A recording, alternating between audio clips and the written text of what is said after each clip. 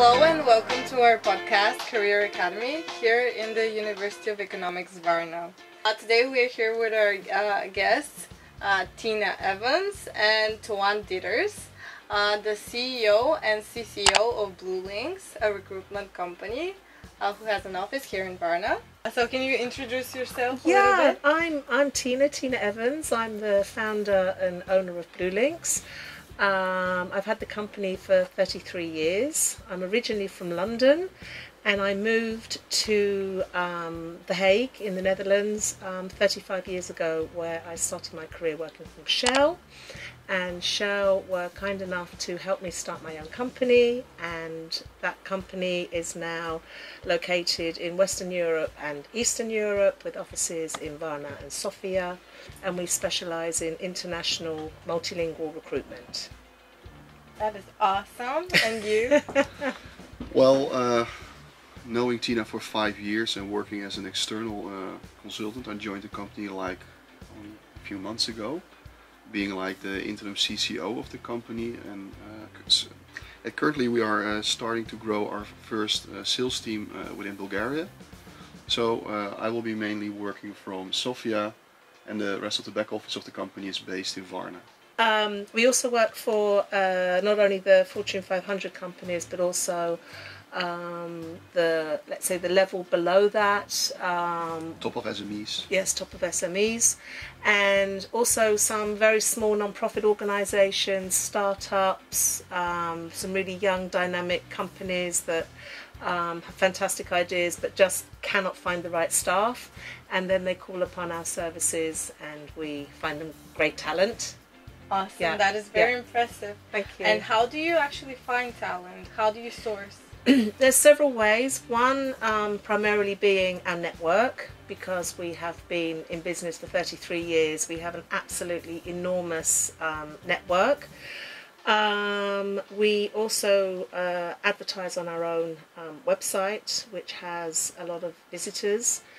And we also use external parties for expats who we know are looking for employment in international organisations.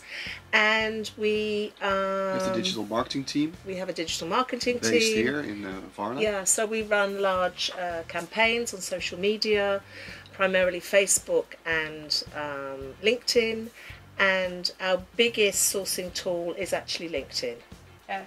And we have very experienced talent sourcers that spend their day researching the market and looking for candidates, and we have a very unique way of finding our candidates. We are a very data-driven company. Yes, yeah. Yes. So we're very heavily into also artificial intelligence. But what's very important is that the traditional old-fashioned recruitment, which is actually getting to know your candidates, talking to your candidates, finding out what your candidate really wants to do for a living, and also finding out really what your client is, or who your client is looking for, plus the technology that we use is a really unique source of finding the best candidate for our clients. And what's very important with BlueLinks is we're not only client driven, we're also candidate driven. So our candidates we treat and look upon as our client as well. Yeah, so you have a very personal approach. Very personal. That's my passion. That's really my passion. That's a great look at human resources. Absolutely, absolutely. We our company slogan is "People make it work." And when we're actually presenting ourselves to audiences, we always say that we've put human back into human resources. Yes, that is a cool thing. Yeah. Thank you. What can you tell us about LinkedIn? For our students that are watching, for example, how can they improve their LinkedIn profile so they're more easily discoverable by recruiters like yourself? We have a very large and fast-growing community online, which went over like 31,000 followers now. Yeah. Well, LinkedIn is very important in our field of business because the digital marketing team uses this for campaigns. So on the other hand, I think It's less used here by candidates, I think, here Yeah. in Bulgaria, Yeah. but in the Netherlands everybody has a LinkedIn profile. So everybody should have one, then we can find them more easily, and we will know what their skills are. So you can, the better your LinkedIn profile is arranged and filled in, Yeah. the much easier it is to find a job, I think, Yeah, in the end. and what's also very important is not only your work experience, but your academic experience, your languages. Many people don't actually list their languages on LinkedIn. Very important, because we have a lot of Dutch people in the Netherlands who actually don't mention they speak English. And when companies are looking for a bilingual person, they won't be found because they don't mention the fact that they speak English. Exactly. I would always recommend to use keywords that recruiters can find very quickly. Don't overwrite anything on LinkedIn, because especially people within HR and recruitment are very busy, so they just want to extract the most important information as quickly as possible. And one of the biggest tips I can give anybody is really focus on charity work, helping out in the community. Gain some experience from that. Yeah, gain some experience from that. Internships, always mention your internships. Very important for employers to see your work experience during your study periods, and do not have any gaps. That is basically the biggest mistake you can do. Or don't write something like, I've been unemployed for 8 months because I was tired. You will not find a job. For all our students that are lazy, Yeah. don't put that on your CV. Yeah. Or saying something like, I've done a really great job, I've got my degree, I'm just going to hang for the summer. No, employers don't want to see that. Employers want to see people that are focused, determined, don't want to waste their time, and want to move on. Use your time in a useful way. Yeah. So you could, if you have had 4 months of not doing anything, don't write that.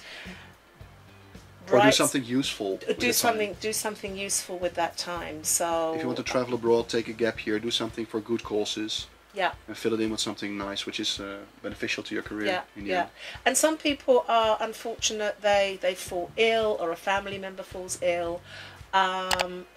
List that. Say, due to family circumstance, I had to take a gap year because I needed to care for a family member, or I have been unwell myself. Due to COVID, this will be more the case. I think, at this point.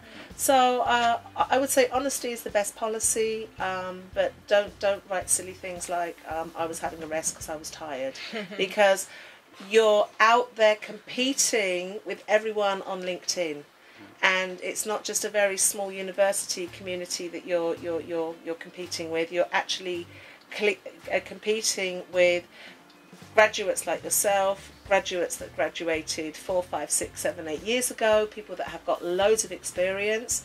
So the pool of candidates is enormous, and you really have to promote yourself and sell yourself in a very good way.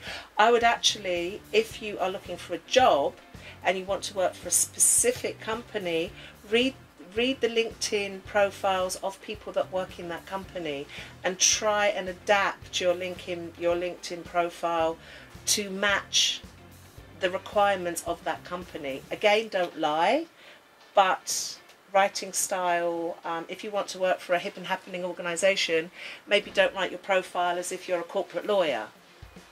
Find the right writing style. So it's all these little tricks are very helpful. I've noticed with my actual LinkedIn profile, a lot of people send requests without knowing you to expand their network. What do you think about that? Is that a good tool? Or well, I have a recruitment company, so I will accept every request that comes to me, because that expands my network. Every person can be a candidate in the end. So it's not about knowing people in LinkedIn, it's about expanding your network. Actually think if you read the small print, it would be about knowing the people, but trust me, that's not what happens.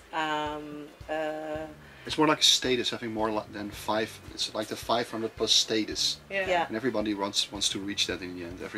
person who fills in a LinkedIn profile for the first time. They want to be like a 500 plus member.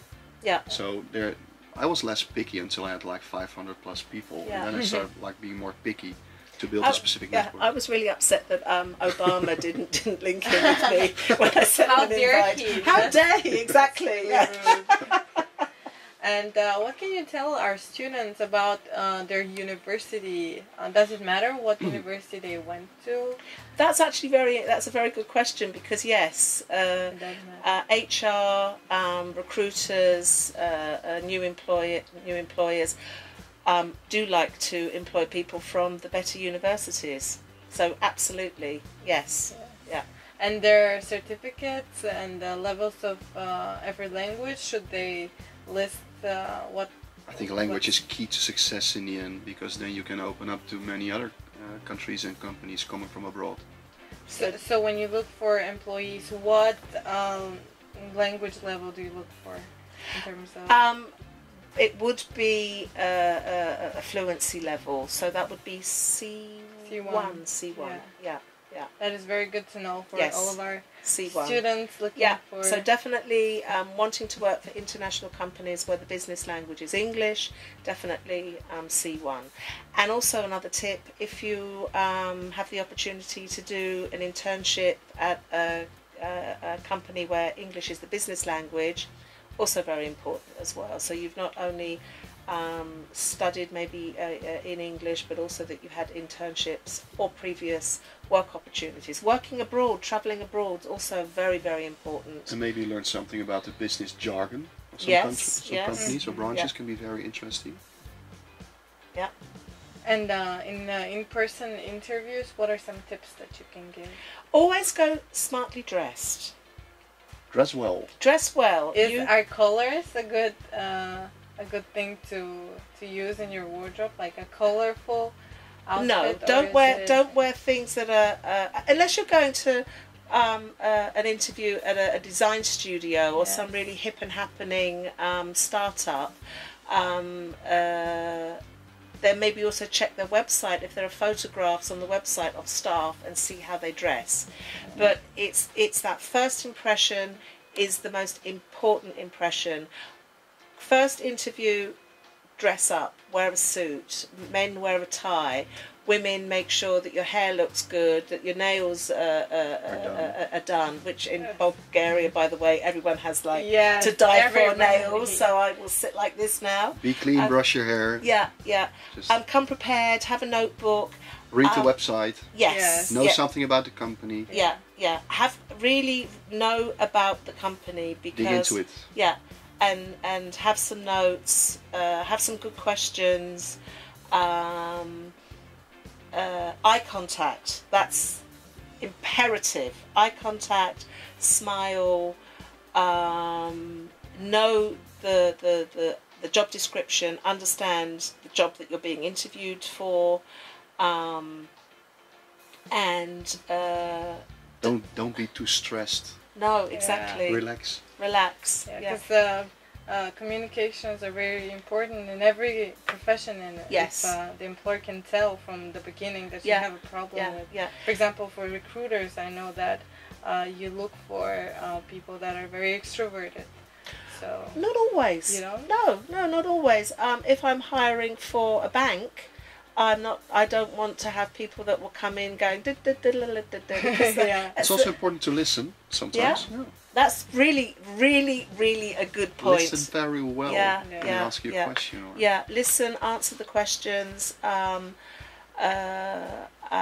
I think what's also We had one of our candidates telling you, we said, well, you're not like talking all the time. He said, well, sometimes they choose for the person who's not the most loudest in the room. yeah, that's very true. What is something that you probably will experience when you're being interviewed for a job is very often the person giving the interview doesn't know how to give an interview. They haven't actually had training. They've just been told by someone within an organisation, you're doing the interviews today. Can be just as experienced as the candidate in front of him. Yeah. So make it into some nice conversation is much better than Yeah, It can be a very awkward experience because you've prepared yourself for the interview, you have questions, you know about the company, you've read the website, and then the person you're sitting in front of doesn't know how to conduct an interview. He's a first timer. Yeah, so that can also happen. What I would say is a really important tip: after the interview, always send a thank you email. Always send a thank you email To reconnect. Yeah. Yeah, That's and good. yes, it's really one of the things that, you know, I've been in this business for a long time. I find that very courteous and charming, and I know a lot of employers find it very courteous and charming as well. Don't hassle recruiters or HR departments or employers too much. Be patient.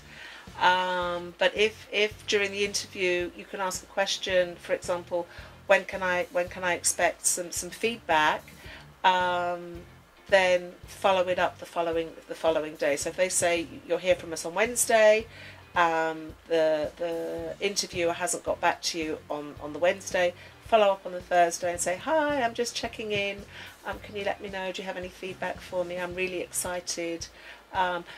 Tone, have a positive vibe. Don't just say, oh yeah, hi, you know, some old English Keep chick. your energy Yeah, up. yeah. When you Some communicate. English chick whose podcast I listened to said I needed to phone you. I don't know why. That won't work. You know, so be upbeat, be polite, be friendly. Keeping the energy. Learn people's names, also really important. Yeah. Repeat somebody's name in an interview. So if someone says, hi, I'm Joe Smith, you know, say at the end of the interview, thank you very much, Mr. Smith, for your time. I really appreciate it. And then that will also Will be remembered in the end. will be remembered. Yeah, yeah. Don't be overly polite. Don't fake anything. Just be yourself. Yeah, that's the They want most to get to important know you, thing. not another person. Yeah, yeah. That's really true. And it Yeah. would be very hard to keep up pretending if you Yeah. show a fake personality. So yeah. it's very But important but to be yourself. a highly trained interviewer will have the right questions to prick through the fakeness, and then you really fall on your face. Exactly. Yeah. But don't forget, if you've got to interview stage, they're interested in you. They're investing time and money in interviewing you. So, you know, not that you become overconfident and smug and like, hey, I've got the job, but you've done well to get to the interview. And sometimes it's good to go to interviews for practice, and then after the interview, write down some notes. You know, what you did wrong, what you did right, how you felt. Always write down the feedback they give you. Yeah, It's very important. So it takes definitely. practice. A lot of practice. It takes practice. It's like anything. You know, practice makes it perfect. Okay. I think that were all my questions. Okay. Thank you for your time and your Oh, not wonderful at all. feedback. Not at all. It is very important to us and to our viewers and our students. Thank you. Thank you for watching. Yeah. Thank you for inviting us here Yeah, today. thank you. Thank you very much. It was wonderful It's to our be pleasure. here.